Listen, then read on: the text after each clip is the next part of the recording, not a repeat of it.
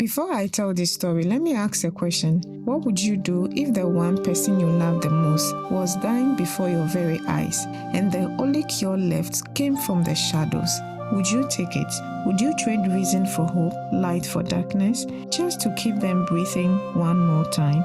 That's a question that still haunts me because my story doesn't begin in comfort. It begins in sweat, clay, and desperation. Hi fam, welcome to Sam Diary. Let's dive right into today's story. I'm a mason, born and built in dust. Every brick I lay, every encrust on my hand has always been for one woman, my mother, my everything. She raised me alone, and every dream I've ever had was shaped by her sacrifice. For that reason, I promised myself to do anything just to put a smile on her face. But the day she fell sick, something in me cracked. The doctors couldn't help. They tried their best, but to no avail. Prayers felt empty, and that's when my friend told me he could help.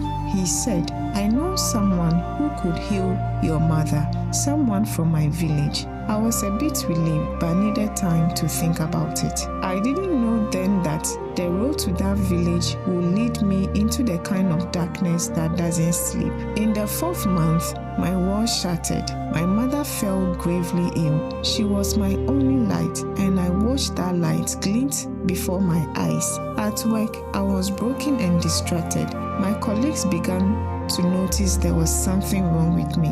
They kept asking, until one afternoon during our lunch break, I finally broke down. Tears spilled, my voice trembled. I told them everything, the sleepless nights, the fear, the helplessness. They listened quietly, but all they did was to sympathize with me. They couldn't render me any help. My friend came to me again. He said, You are not alone, my dear friend. I told you I know someone in my village who could help. He told me about a man, a healer who cured the hopeless, who restored the dying. I was skeptical, but desperation silences doubt. At this moment, I had no option. Hospitals had failed, so I clung to his promise like a drowning man clings to driftwood. That night, I sat beside my mother's bed. Her breath was shallow, her voice barely a whisper. I told her about the healer, the hope I had been given. She looked at me with eyes full of sadness and faith, and I swore before God and man that I would save her. The journey was long. We got to a point and had to walk for miles, even cross rivers by canoe. After days of travel, we finally reached his village. It's a quiet place wrapped in the forest. It looked peaceful, but it was a kind of peace that hides secret beneath its silence. He led me to a small hut where an old man sat, his face carved with tribal scars, his eyes sharp yet strangely comforting. My friend introduced me. I poured out my mother's story. The man listened, nodded slowly, then said, I can help her. He gave me some herbs, told me they would strengthen her spirit, do some cleansing, and also had to buy some spiritual items for some rituals to be performed for her. We stayed for days, following every instructions. Finally, everything was done, and it was time for us to leave. Before we left, he handed me a razor blade and a small pouch filled with red sand. He told me to cut my mother's skin and rub it in. My heart trembled. Something inside me screamed that this wasn't right, but desperation drowned that voice. When we got home, I did exactly as he said, and then a miracle happened. My mother began to smile again.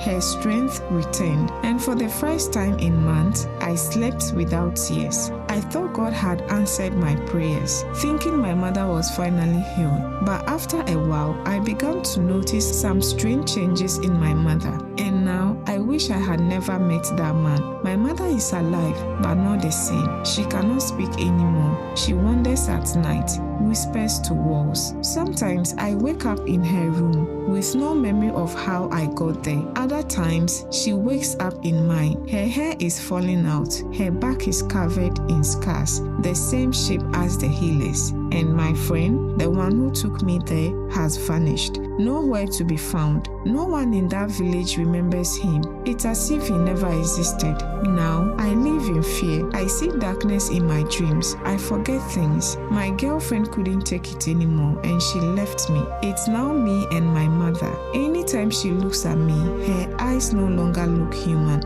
I don't know what I invited into our lives that day. I only know that I wanted to save her, but instead, I may have lost us both. Now, I'm left here so confused and lost. I don't know what to do. This is really sad. I wish they could get help. The healer's promise shows us that when we are consumed by grief and fear, we become vulnerable. We are ready to accept any bargain, thinking only about the immediate relief, never of the eternal price. What do you think about this story? Share your thoughts in the comments. I read every single one. If you enjoyed today's story, then don't forget to subscribe, like, comment, and turn on your notification bell so you don't miss out anytime I post interesting stories like this right here on Sem Diary. And also check out my other video, Growth from Hardship. Thank you for watching. See you in the next one.